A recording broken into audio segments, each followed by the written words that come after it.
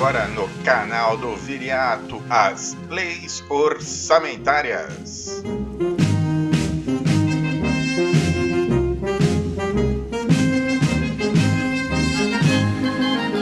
PPA, Plano Plurianual. O PPA, assim como as outras leis orçamentárias, é uma lei do tipo ordinária, de iniciativa exclusiva dos chefes do executivo. No caso, seriam o presidente da República, os governadores ou os prefeitos. Não cabe ao legislativo iniciar ou elaborar uma lei orçamentária.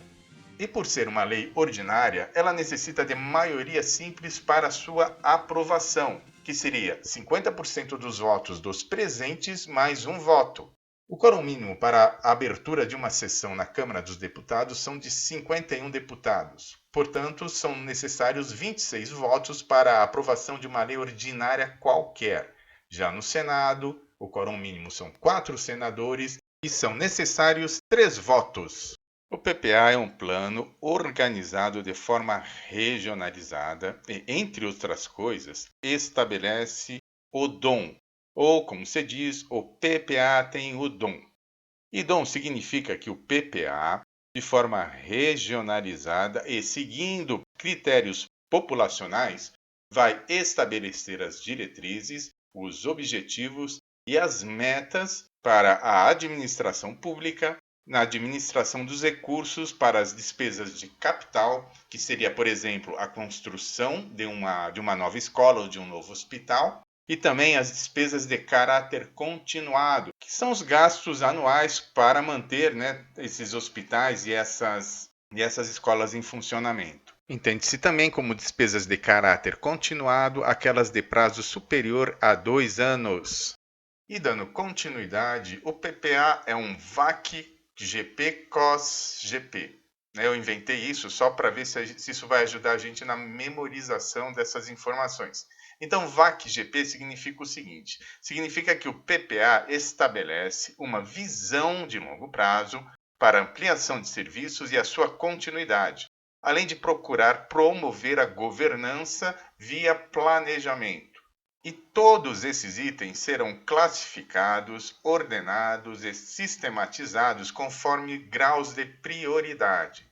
Mas atenção! Não é o PPA que irá definir a prioridade dos programas, e sim a LDO, tá? O PPA é um plano voltado para resultados, cujo objetivo é a diminuição das diferenças regionais conforme critérios populacionais. O PPA está alicerçado em 2 elementos centrais. O primeiro deles são os programas temáticos, como por exemplo educação. O PPA não tratará de programas finalísticos, isso ficará a cargo da LOA, como por exemplo a capacitação de professores. E o segundo elemento é a gestão e manutenção dos serviços públicos e o controle das despesas correntes de caráter continuado. Princípios do PPA. O PPA seguirá os seguintes princípios. ICO, a identificação clara dos objetivos.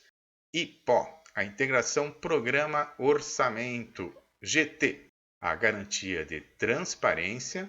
O PGE, que é a promoção da gestão empresarial. E, por fim, o AOP, que é a ação ordenada em programas. Com o PPA, o orçamento deve seguir um programa pré-definido. E o controle passa também a ser finalístico, ou seja, é necessário a apresentação de resultados, promovendo assim a gestão empresarial e o melhor gasto dos recursos públicos. E agora a agenda do PPA, do Plano Plurianual. E como já foi dito, a iniciativa do plano pertence exclusivamente ao Executivo e cabe ao Legislativo realizar a análise do projeto de lei. O PPA deve ser definido no primeiro ano do mandato e tem validade de 4 anos, sendo que começa a vigorar a partir do dia 1º de janeiro do segundo ano e vai até o dia 31 de dezembro do primeiro ano do próximo mandato, ou seja, o PPA vai de um governante até outro, passa por 2 mandatos. Até o dia 31 de agosto, o Executivo deve entregar ao Legislativo o projeto de lei para que ele possa analisar e votar. E o Legislativo tem até o dia 22 de dezembro para devolver ao Executivo o plano plurianual para a sanção do presidente. E agora a LDO, Lei de Diretrizes Orçamentárias.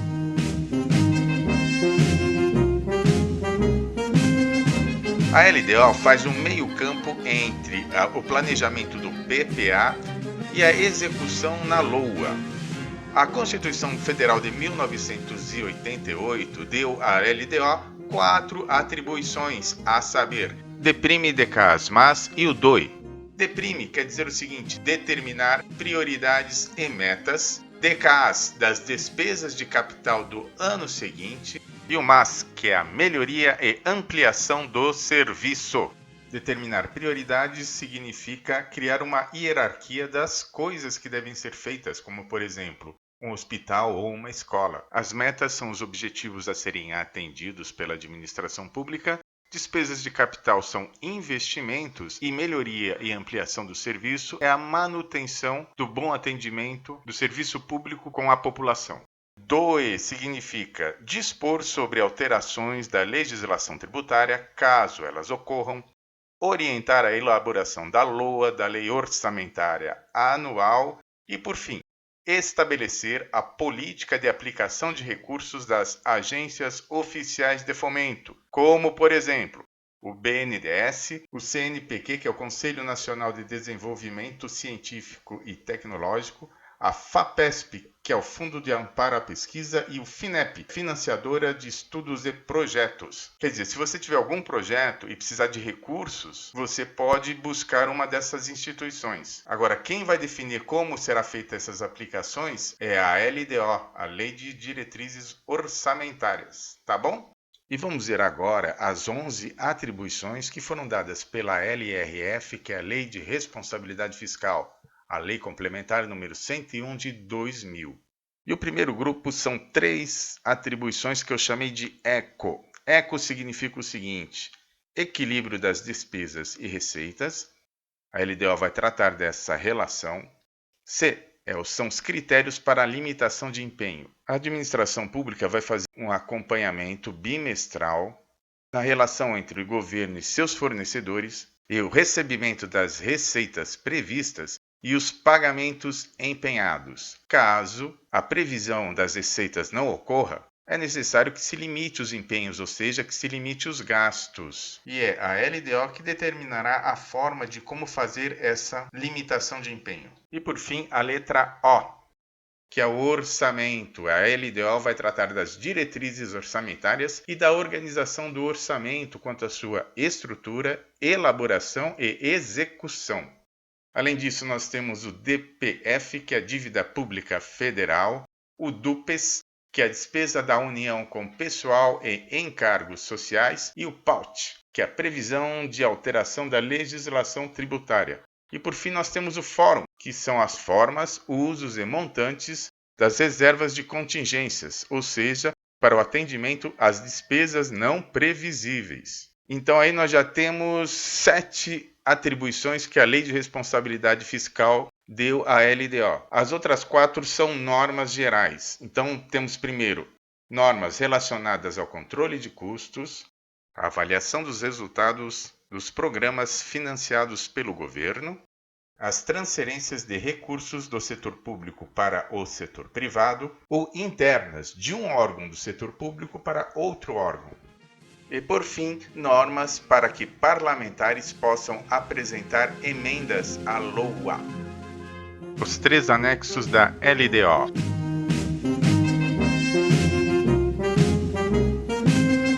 A Lei de Diretrizes Orçamentárias é composta por 3 anexos, e o primeiro deles, e o mais completo e o mais importante, é o AMF, que é o anexo das metas fiscais, que é basicamente a própria LDO. Esse anexo é composto por 6 relatórios. O primeiro deles é o EMF, que é a elaboração das metas fiscais. Nesse relatório será tratado o montante da dívida pública, o equilíbrio despesa e receita e os resultados nominal e primário relativos ao ano corrente mais os 2 anos seguintes. Temos aí a sigla AMER para facilitar, né, a nossa memorização.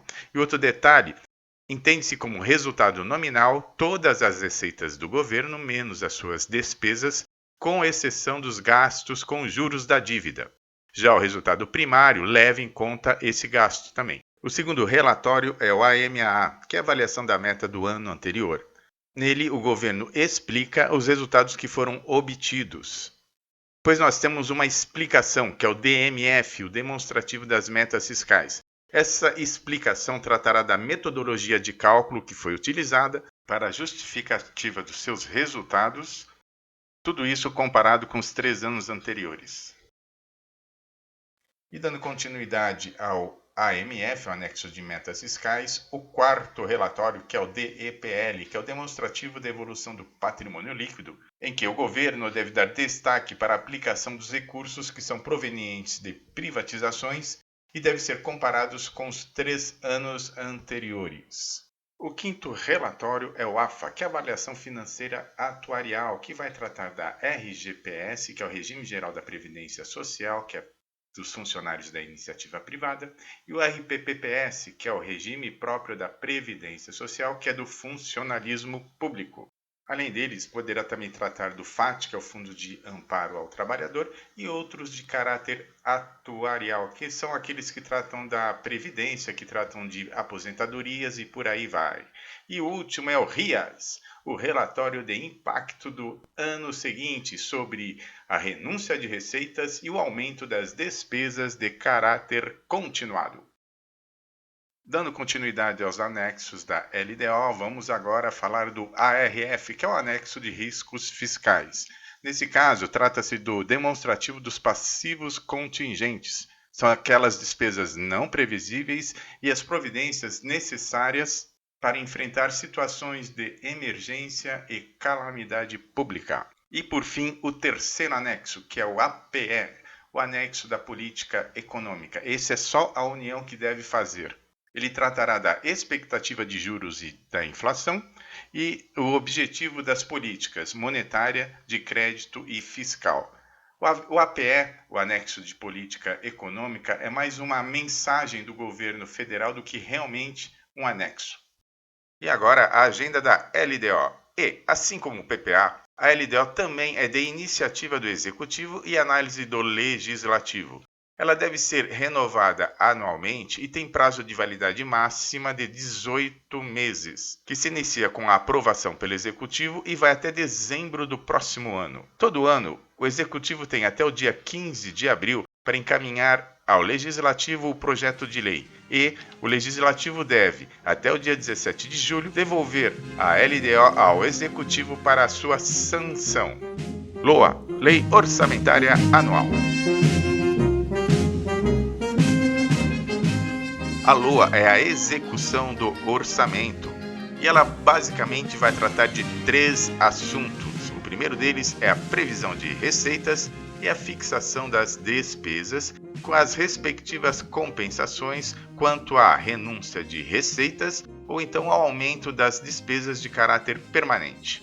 O segundo item são as reservas para as contingências, que é o atendimento àqueles passivos não previsíveis, as situações de emergência ou calamidade pública. E, por fim, a dívida pública, tanto a consolidada quanto a mobiliária.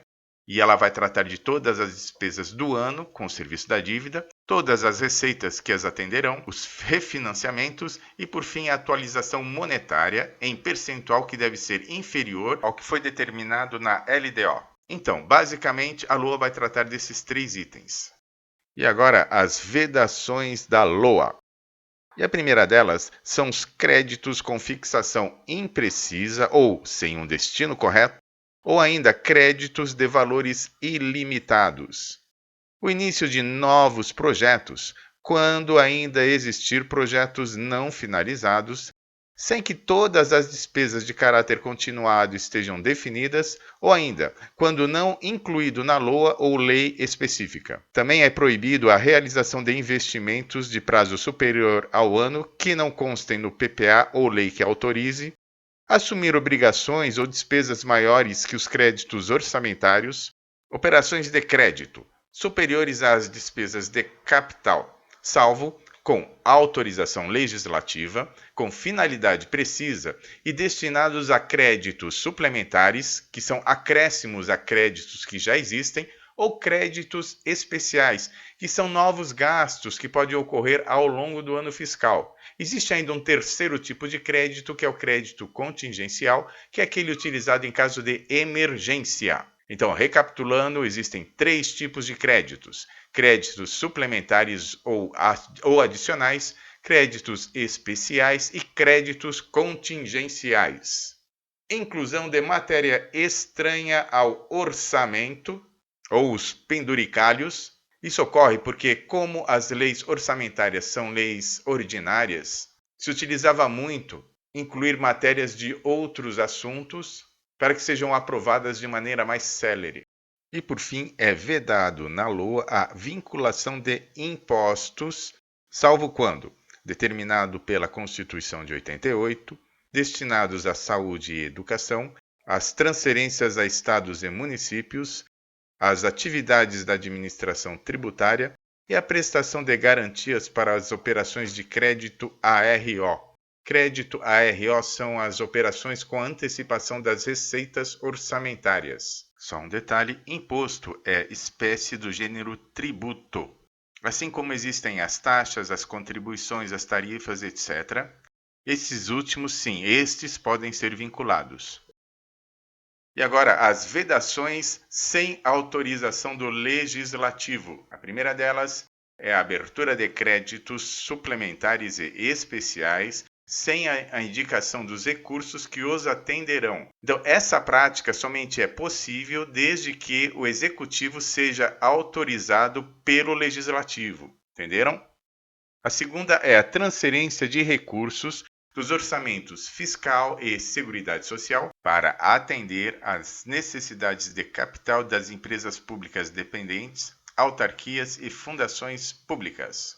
E, por fim, a RTT de recursos. RTT significa remanejamentos, transposições e transferências. O remanejamento é a realocação de recursos entre diferentes órgãos de um mesmo ente público.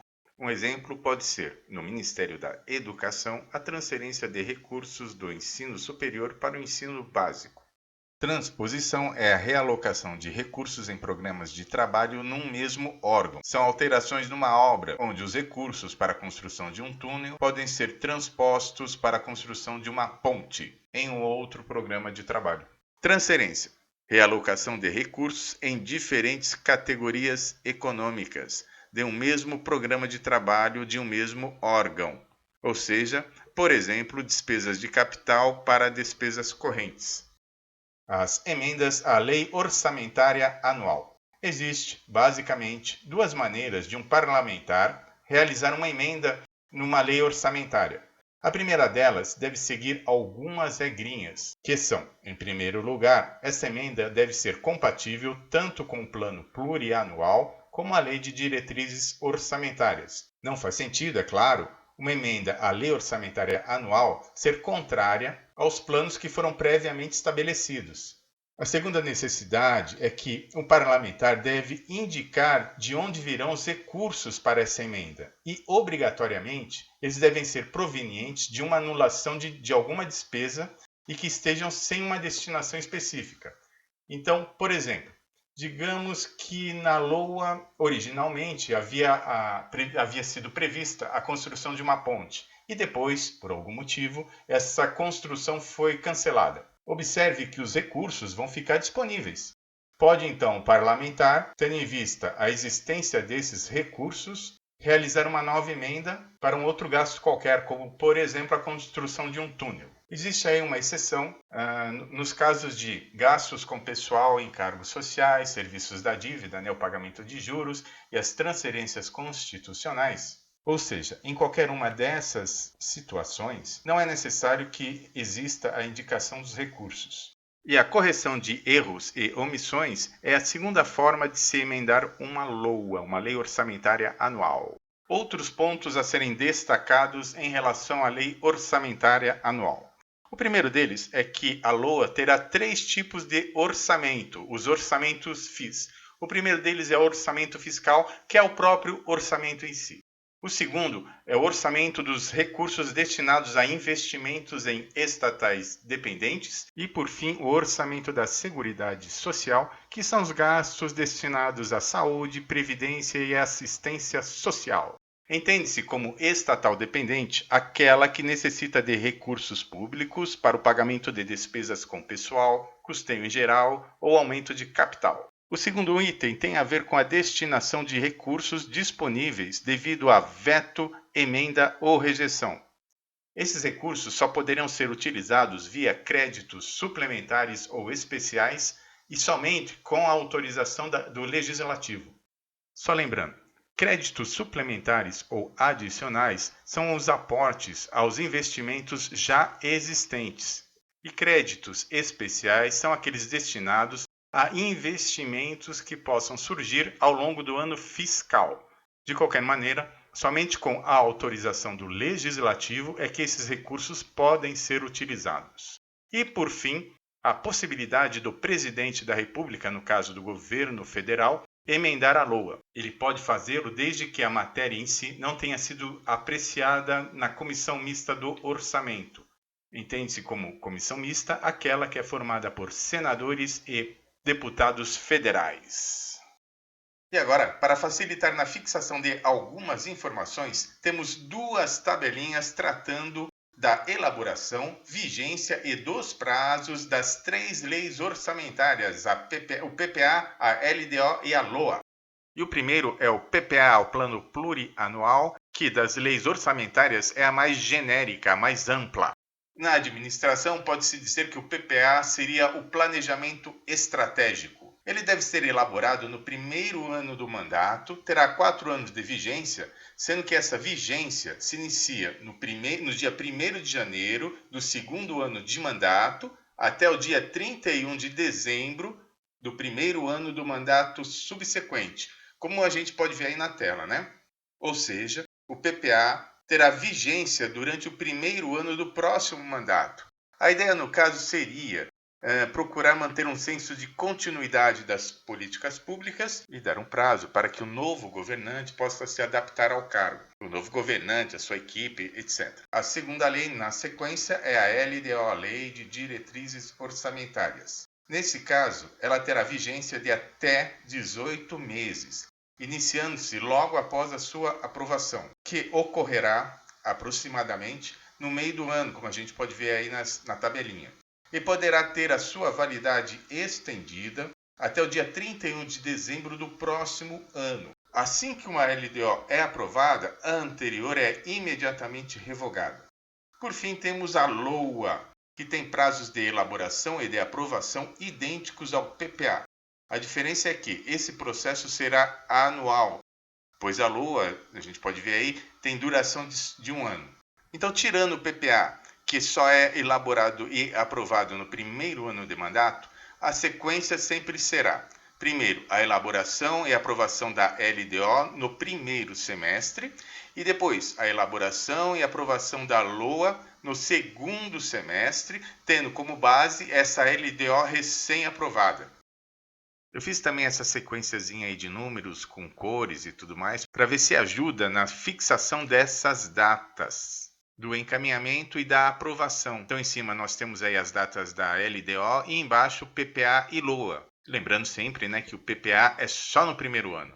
Bom, na sequência temos uma outra tabela que irá nos mostrar a sequência das leis orçamentárias quanto à sua vigência, quando estará valendo, e a sua elaboração.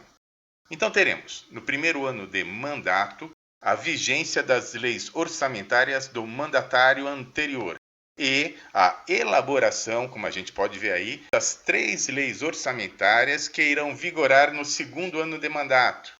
E continuando, no segundo ano de mandato começa a vigência das leis orçamentárias do próprio governante, do governante atual, que haviam sido elaboradas no primeiro ano de mandato, e a elaboração agora da LDO e da LOA, que irá vigorar no terceiro ano. Observe que o PPA não mudará. E assim sucessivamente, sendo que no último ano, ou seja, no 4º ano de mandato do atual governante, ele já vai estar preparando as leis orçamentárias para o primeiro ano do próximo governante. E é isso. Os 17 princípios das leis orçamentárias. Princípios são uma base, um direcionamento ou um norte em que as pessoas devem se basear para criar ou formular algo.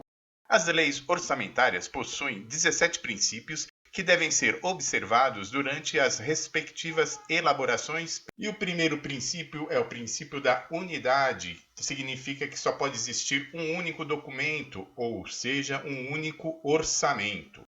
O segundo é o princípio da universalidade, que diz que todas as receitas e despesas do governo devem estar incluídas nas leis orçamentárias. O terceiro princípio é o da aplicabilidade.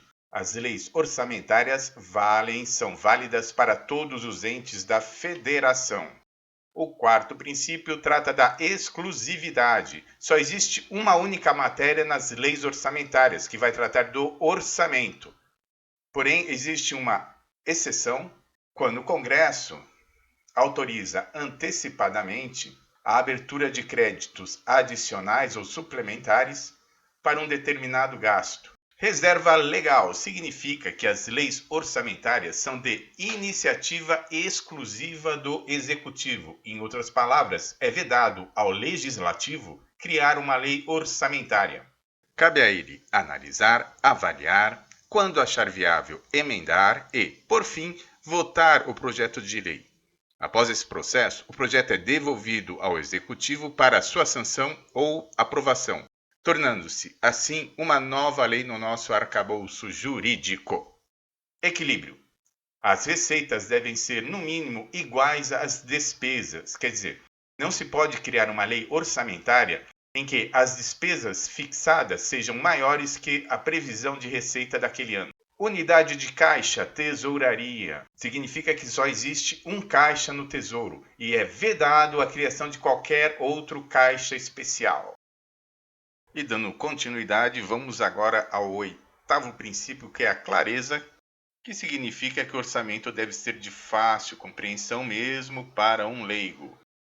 Depois temos o princípio da programação, que fala que o orçamento deve ser estruturado conforme programas. Especificação significa que não existe uma dotação que seja de caráter global. Em outras palavras, que não tenha um destino específico. As exceções são quando a despesa em si tem alguma característica que seja inviável à execução normal dos seus pagamentos, né? Ou também nos casos de reservas de contingência, né? Nos casos de emergência ou calamidade pública. O próximo é o orçamento bruto, que diz que os valores que devem constar nos orçamentos não podem ter nenhum tipo de compensação ou dedução. O princípio da publicidade, necessidade de ampla divulgação à sociedade. Transparência, deve constar todos os gastos. Não é permitido a existência de gastos classificados como, por exemplo, sigilosos. E o próximo princípio é o princípio da legalidade, que significa que qualquer programa necessita constar em lei, quando não estiver incluído na LOA. Ele deve ter uma lei específica que autorize esse gasto. Em outras palavras, o início de qualquer programa de governo necessita de uma aprovação do Legislativo. 15º, proibida as alterações de destinação de recursos. Os remanejamentos, as transferências e as transposições de recursos necessitam de autorização do Legislativo. Anualidade.